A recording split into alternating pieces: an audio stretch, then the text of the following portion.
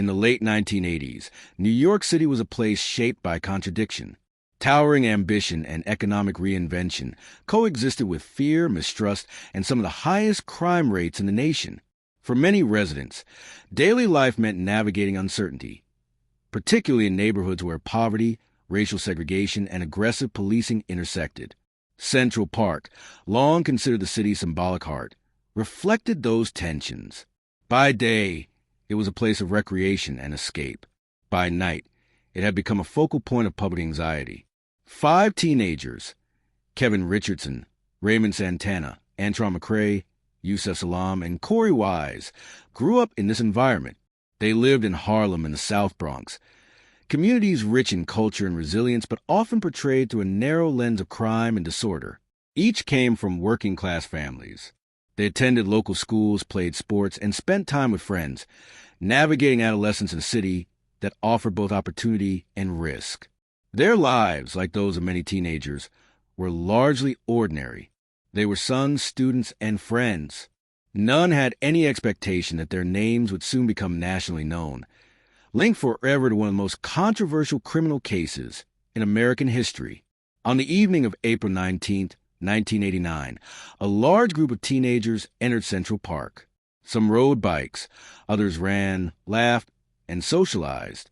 A few committed minor offenses such as disorderly conduct or harassment of passers-by, incidents that would later be referenced by police as part of a broader narrative of chaos in Park that night.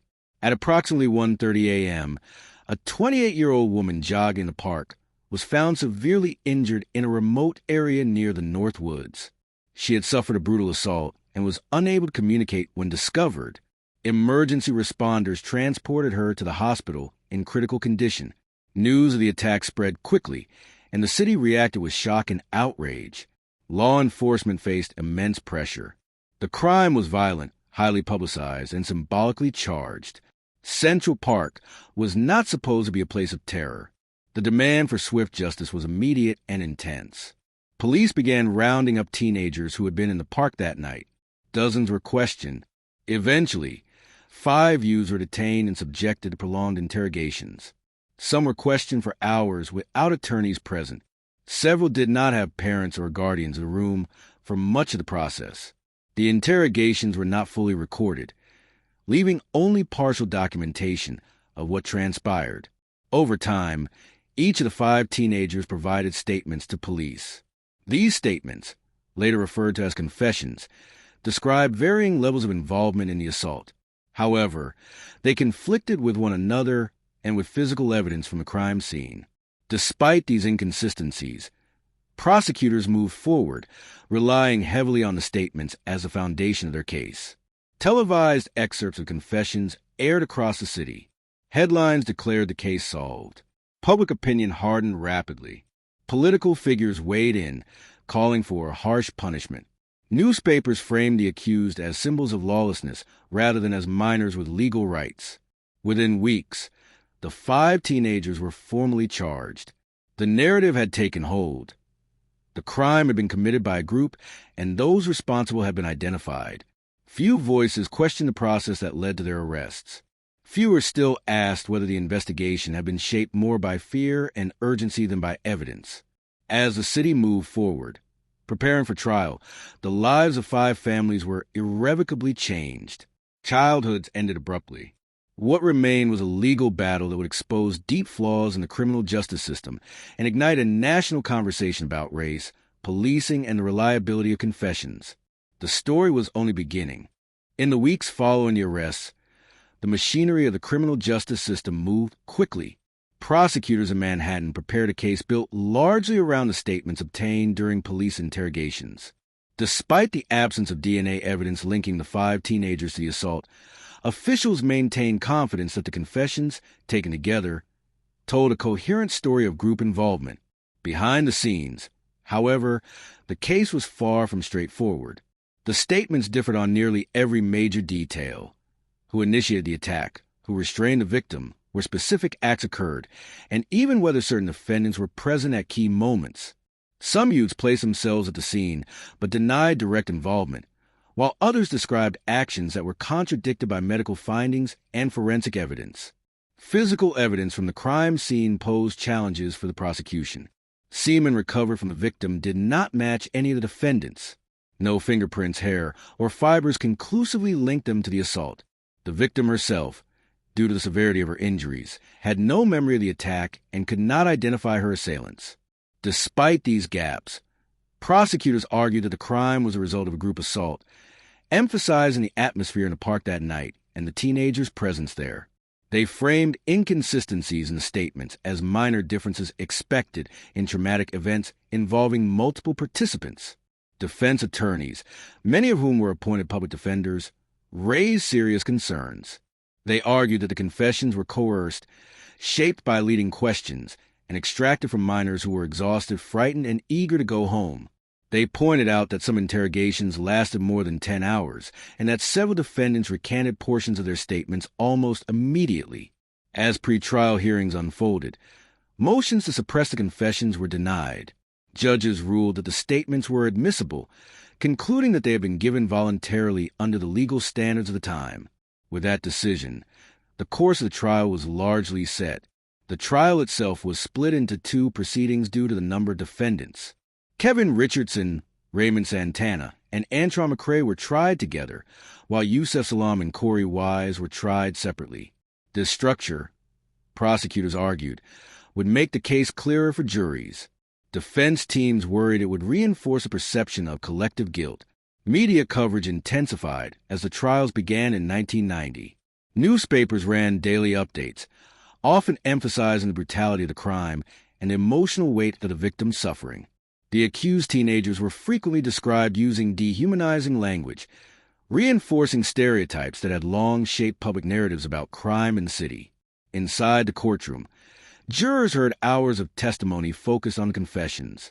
Videotaped statements were played repeatedly. Prosecutors argued that even if individual details varied, the core admissions proved participation. Defense attorneys countered by highlighting contradictions, the lack of physical evidence, and expert testimony on false confessions, particularly among juveniles. The victim's injuries were described in clinical, non-graphic terms, underscoring the seriousness of the crime without relying on sensationalism. Her inability to testify due to memory loss became a central emotional element of the case, reinforcing jurors' sense of responsibility to deliver justice. After weeks of testimony, deliberations were relatively brief. In 1990, all 5 defendants were convicted of charges, including rape, assault, and robbery. Sentences ranged from several years in juvenile facilities to longer terms in adult prison, depending on age and charges.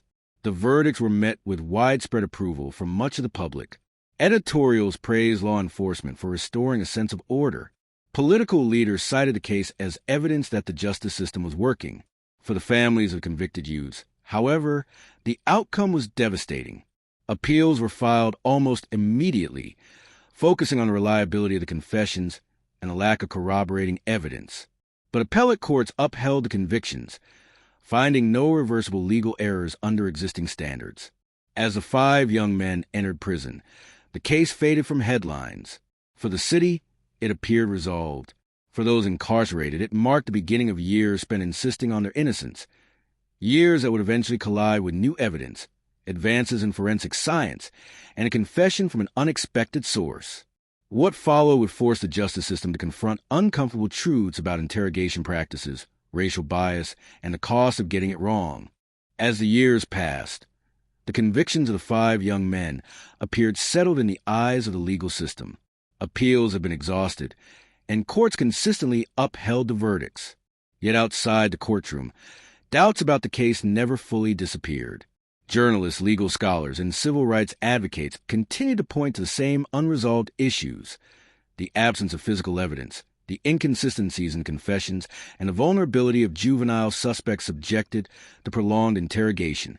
While the 5 served their sentences, the science of forensic investigation advanced. DNA analysis, still developing at the time of the original trial, became significantly more precise in the 1990s. Evidence preserved from the crime scene remained stored, including biological material recovered from the victim. In 2001, more than a decade after convictions, a man named Matias Reyes came forward while serving a life sentence for multiple violent crimes, including rape and murder. Reyes confessed that he alone had assaulted the jogger in Central Park in 1989. His confession was detailed, internally consistent, and included information not publicly known. Investigators took the confession seriously. DNA testing was conducted using modern methods. The results were conclusive. The biological evidence from the crime scene matched Reyes and excluded all 5 convicted men. There was no DNA linking any of them to the assault. The implications were immediate and profound. Prosecutors re-examined the original case, comparing Reyes' account with forensic evidence and trial testimony. His description of the crime aligned with the physical evidence in ways the earlier confessions had not. No credible evidence placed the 5 defendants at the scene of the sexual assault. In 2002, the Manhattan District Attorney's Office filed a motion to vacate the convictions. The filing acknowledged that the confessions had been unreliable and that the convictions could no longer be supported by the evidence. A judge formally overturned the convictions of Kevin Richardson, Raymond Santana, Antron McCray, Yusef Salaam, and Corey Wise, for the men who had spent years in prison, some entering as teenagers and leaving as adults. The ruling brought legal exoneration, but it could not restore lost time. By then, each had endured incarceration, fractured families, disrupted education, and the long-term stigma of wrongful conviction. Public reaction was mixed. Many expressed shock and outrage that such a miscarriage of justice had occurred. Others questioned how 5 individuals could have been convicted for a crime committed by one person. The case reignited debates about police interrogation tactics, especially the questioning of minors, and the weight juries place on confessions even when unsupported by physical evidence. The city that once celebrated the convictions now faced uncomfortable questions. How had fear and public pressure shaped the investigation? Why had contradictory evidence been minimized? And what safeguards were missing to prevent such an outcome? The exoneration did not end the story. It marked the beginning of a new phase, one focused on accountability, compensation, and the broader implications for the American justice system. The case of the Central Park Five had transformed from a symbol of crime to a symbol of wrongful conviction. What followed would test the city's willingness to reckon with its past. The legal exoneration of the 5 men in 2002 closed one chapter of the case, but opened another that would force New York City to confront the consequences of its past decisions. With their convictions vacated, Kevin Richardson, Raymond Santana, Antron McCray, Yusef Salaam, and Corey Wise sought accountability through civil litigation, filing a lawsuit against the city of New York and several agencies involved in their prosecution. The lawsuit alleged that investigators had violated their civil rights through coercive interrogation practices, suppression of exculpatory evidence, and systemic failures that allowed unreliable confessions to outweigh forensic facts. City officials initially resisted settlement, arguing that prosecutors and police had acted within the standards of the era. The case remained unresolved for more than a decade, reflecting how difficult institutional accountability can be even after wrongful convictions are acknowledged. During that time, public understanding of the case continued to evolve. Books, documentaries, and investigative reporting revisited the original trial with fresh eyes. Advances in social science brought greater awareness of false confessions, particularly among juveniles. Studies showed how fear, fatigue, and authority pressure could lead innocent people to admit to crimes they did not commit. The Central Park Five became a central reference point in these discussions, cited in law schools and criminal justice reform debates across the country. In 2014, New York City reached a settlement with the 5 men, agreeing to pay a total of $41 million without admitting wrongdoing. The compensation amounted to roughly $1 million for each year of incarceration. While significant, the settlement was widely acknowledged as symbolic rather than restorative. No financial award could recover lost childhoods, missed opportunities, or the psychological toll of imprisonment. Public officials issued statements expressing regret. Some acknowledged failures in the system, while others maintained that decisions had been made in good faith under intense pressure. The case exposed a central tension in American justice, the gap between legal standards and moral responsibility. Over time, the men rebuilt their lives in different ways. Some pursued education. Others focused on family advocacy or community work. Yusef Salaam later entered public service, emphasizing criminal justice reform and youth protection. Their stories shifted from being defined by accusation to being shaped by resilience. The Central Park 5 case left a lasting imprint on policy and practice. Police departments across the country adopted reforms such as videotaping interrogations, limiting questioning of minors, and strengthening requirements for corroborating confessions. While wrongful convictions have not disappeared, the case helped accelerate a broader reckoning with how easily the system can fail under pressure. Central Park itself remains what it always was, a public space shared by millions.